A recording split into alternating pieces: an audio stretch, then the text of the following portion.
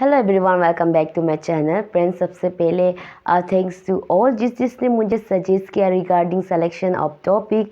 So I am here with your request. आज हम अरुणाचल के कुछ लोगों को जानेंगे जो काफ़ी चर्चा में बना हुआ है, specially the Arunachal Pradesh freedom of religious act 1978 in detail, and साथ ही साथ कुछ basics laws and right which is applicable to the whole citizen of India, because I have viewers from other state too. इसलिए मुझे लगा कि एक पर्टिकुलर स्टेट के लोग के ऊपर में एक होल वीडियो बनाना जस्टिसेबल नहीं होगा।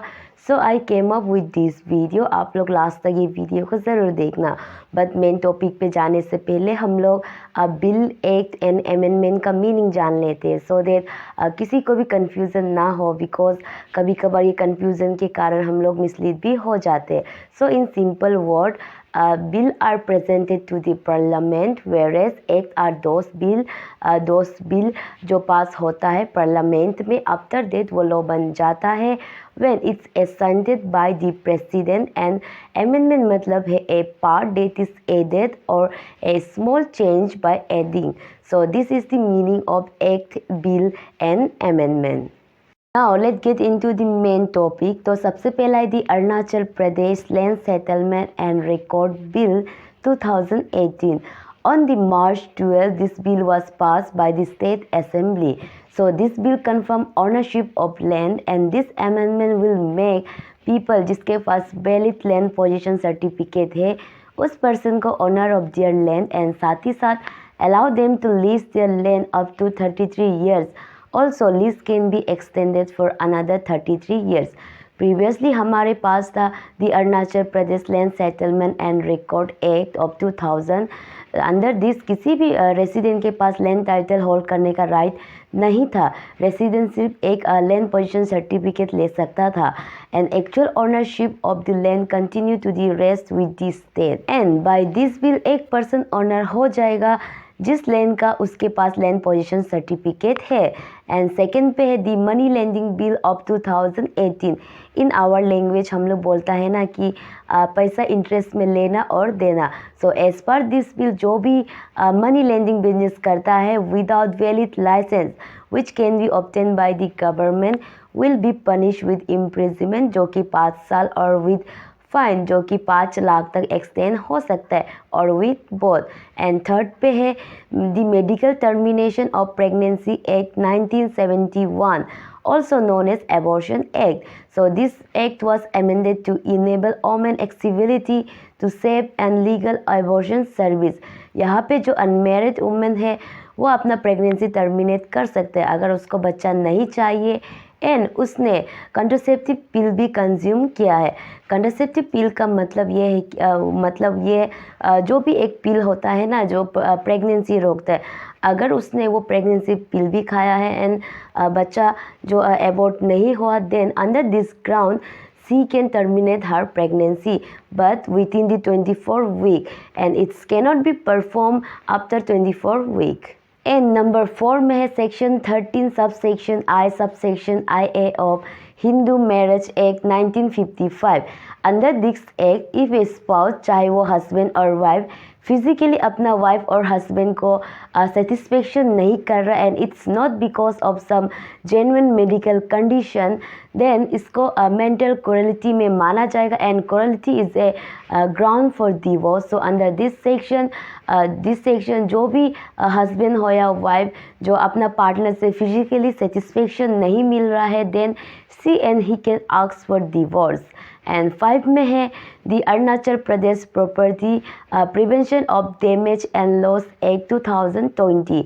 सो under section 15 of this act में कंपनसेशन का बात किया गया है, एंड यहाँ पे ये बोला गया है कि कोई भी पर्सन किसी का पर्सनल प्रॉपर्टी या गवर्नमेंट का जो प्रॉपर्टी हो गया या किसी भी कंपनी का प्रॉपर्टी हो गया या किसी भी एक इंस्टीट्यूट का प्रॉपर्टी को डैमेज करता है या लॉस करता है during any position, assembly, meeting, demonstration of any other activity, which organized by any organization, society, trust, NGO, or any other party, whether social, religious or political party, then यहाँ पे ये माना जाएगा कि ये जो damages and loss has been committed by such organization, society, NGO, union, etc. And compensation भी ये जो ऑर्गेनाइजेशन, यूनियन, एनजीओ लोग को ही देना होगा।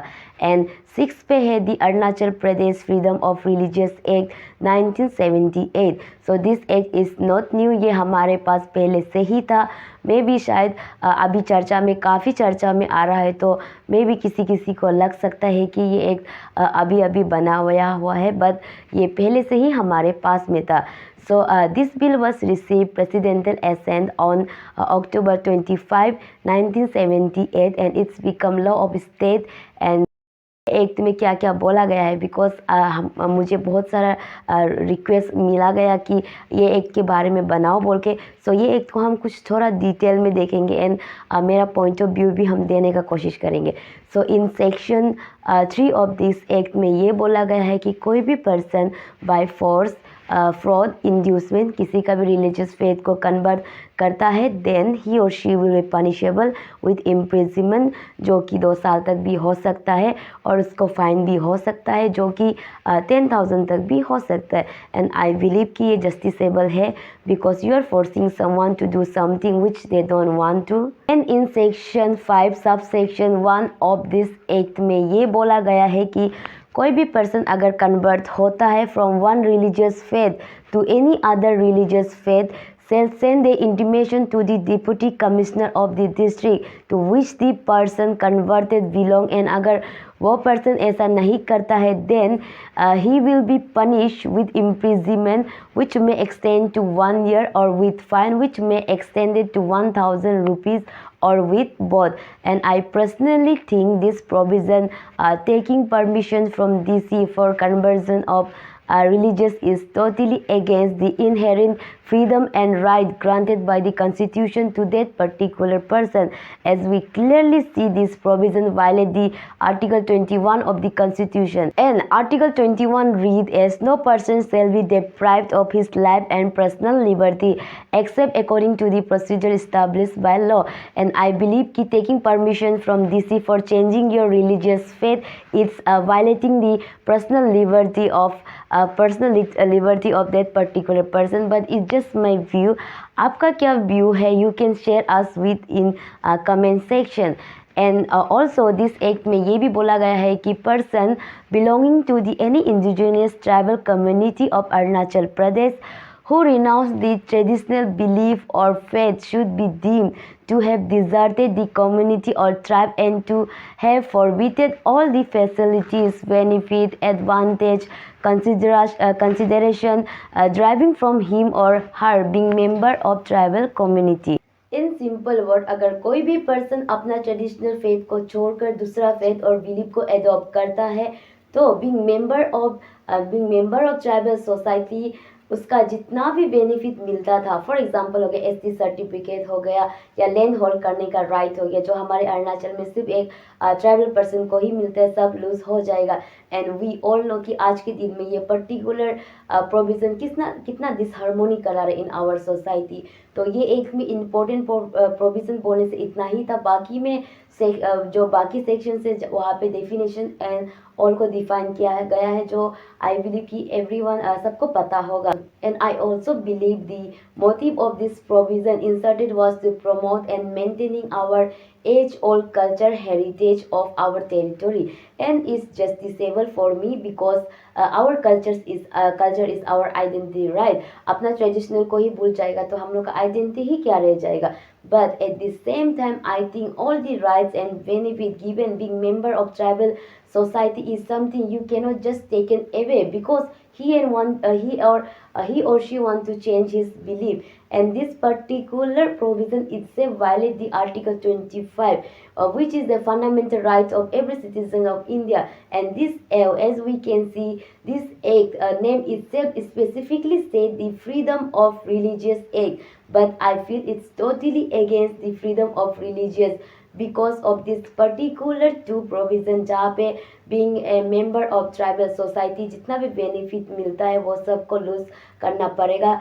जहाँ पे बोला गया है एंड सेक्शन 5 सब सेक्शन 1 जहाँ पे जो परमिशन लेने का बात किया गया है। But it's just my view. अगर आपका व्यू क्या है आप हम लोग को बता सकते हैं इन कमेंट सेक्शन।